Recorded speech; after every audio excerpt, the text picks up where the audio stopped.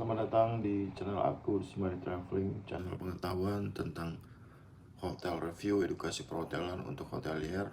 Video kali ini berjudul bongkar rahasia PNL akunting, cara jadi manajer yang paham duit dan disayangin owner. Kalau rekan-rekan hotelier, kita sudah keliling bedah dapur, FO, sales, housekeeping, engineering sampai F&B. Tapi guys, semua angka ini dari departemen itu muaranya cuma satu, yaitu di meja accounting. Kalau tiap departemen ada pemain musik, maka accounting adalah pencatat skor pertandingannya. Kalau nggak bisa baca laporan PNL dari tim accounting, kamu ibarat pilot yang terbang buta tanpa melihat instrumen kokpit. Hari ini kita ubah lembar angka yang menakutkan itu jadi peta harta karun buat nyari profit.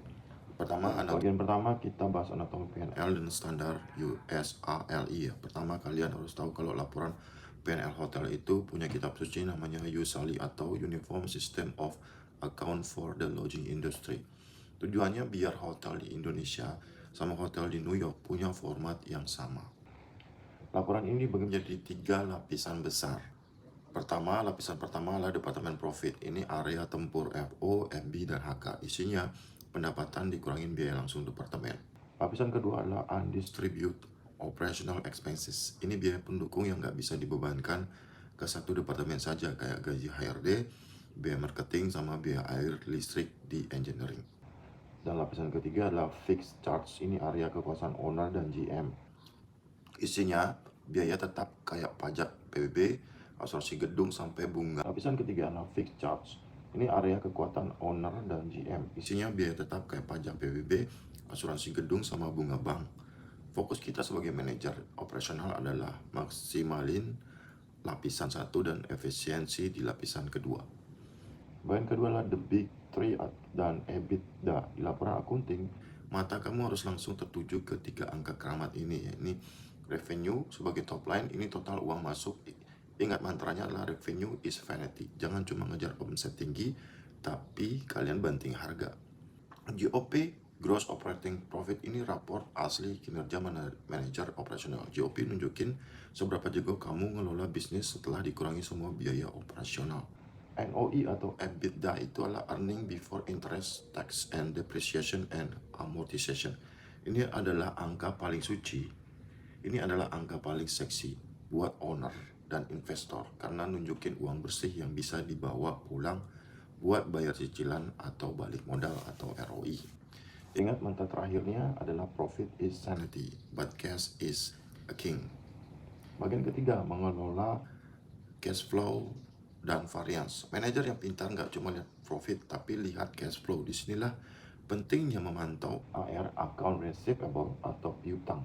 Jangan sampai hotel kelihatan untung di kertas, tapi uangnya masih nyangkut di travel agent atau perusahaan corporate. AR yang terlalu tinggi itu bahaya buat likuiditas hotel kita. Sebaliknya, kelola AP, account payable, atau hutang ke supplier dengan bijak.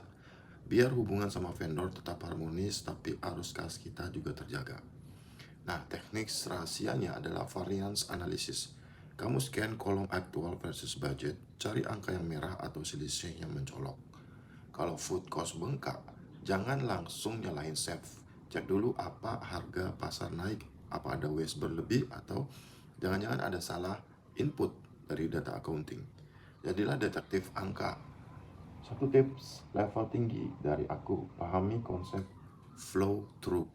Kalau revenue hotel naik 100 juta, berapa persen yang beneran jadi profit? Kalau dari kamar, idealnya 80-90% harus jadi profit. Kalau cuma jadi profit 10%, berarti ada tikus atau pemborosan besar-besaran di operasional kamu. Jadi guys, profitability is everyone job. Accounting bukan cuma tugas orang kantor belakang, tapi tanggung jawab kita semua buat jaga masa depan finansial hotel kita. Thank you for your time watching this video. Jika ingin bertanya langsung, tulis di kolom komentar di bawah video deskripsi video ini ya.